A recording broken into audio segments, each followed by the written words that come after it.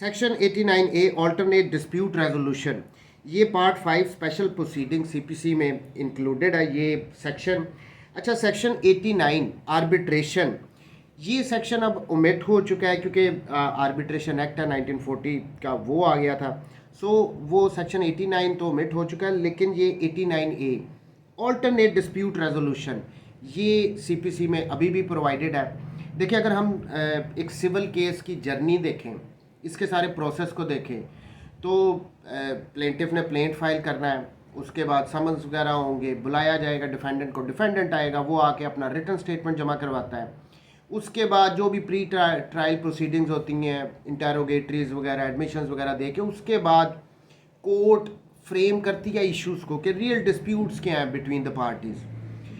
वो issues frame होने के बाद फिर दोनों पार्टीज, पहले प्लेंटिफ अपनी विटनेसेस को लाता है, अपनी डॉक्यूमेंट्री एविडेंस को प्रोड्यूस करता है, उसके बाद फिर डिफेंडेंट अपने विटनेसेस को लाता है और अपनी डॉक्यूमेंट्री एविडेंस को प्रोड्यूस करता है, फिर फाइनल आर्गूमेंट्स होते हैं और उसके बाद फिर इस एक सिविल केस में जजमेंट एंड डिक्री पास होती है। देखें, ये सुनने में तो बहुत शॉर्ट प्रोसीजर लगा है, लेकिन नहीं, ये बड़ा लेंथी प्रोसीजर है, इसमें साल हर साल लग जाते हैं।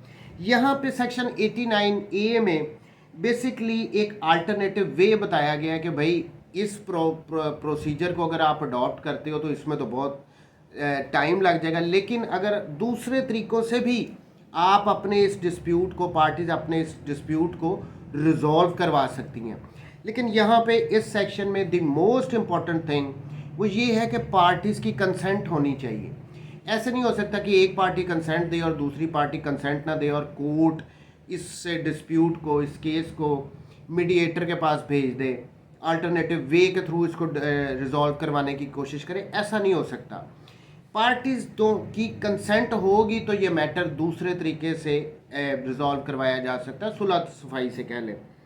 अगर इस सेक्शन की लैंग्वेज देखें, द कोर्ट में where it considers necessary having regard to the facts and circumstances of the case with the object of securing expeditious disposal of a case in or in a relation to a suit, adopt with consent of the parties alternate dispute resolution method।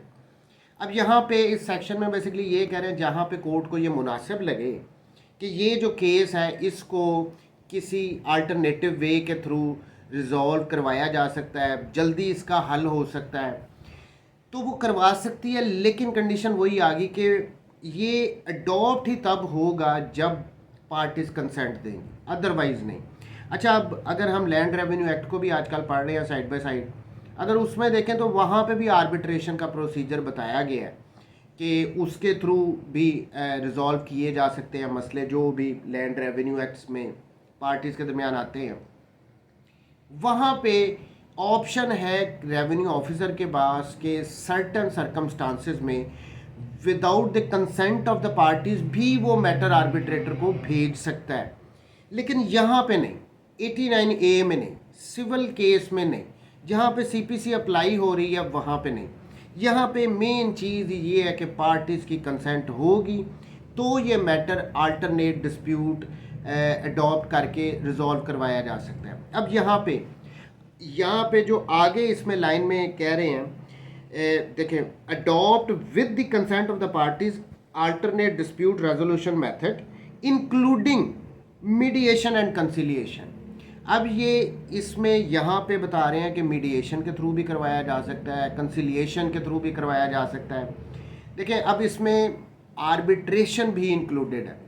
Arbitration एक सालिस मुकर्रर कर दिया जाता है जो parties को सुन के फैसला कर देता है। उसमें यूजुअल जो प्रोसीजर हैं वो अडॉप्ट नहीं किए जा सकते। आर्बिट्रेशन एक्ट 1940 वाला है, उसको अडॉप्ट किया जाता है। बहरहाल, सो आर्बिट्रेशन एक सालिस के थ्रू इस मसले को कोर्ट हल करवा सकती है अगर पार्टीज एग्री करती हैं तो।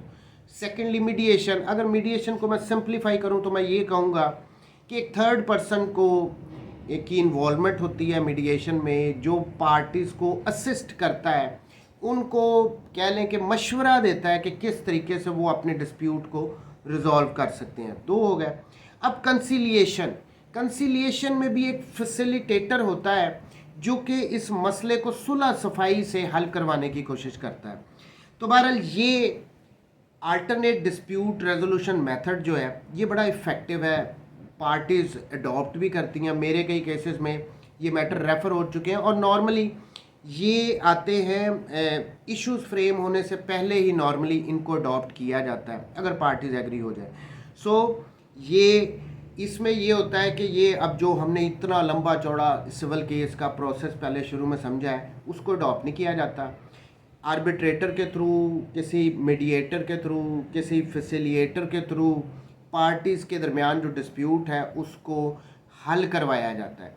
तो ये सेक्शन 89A था।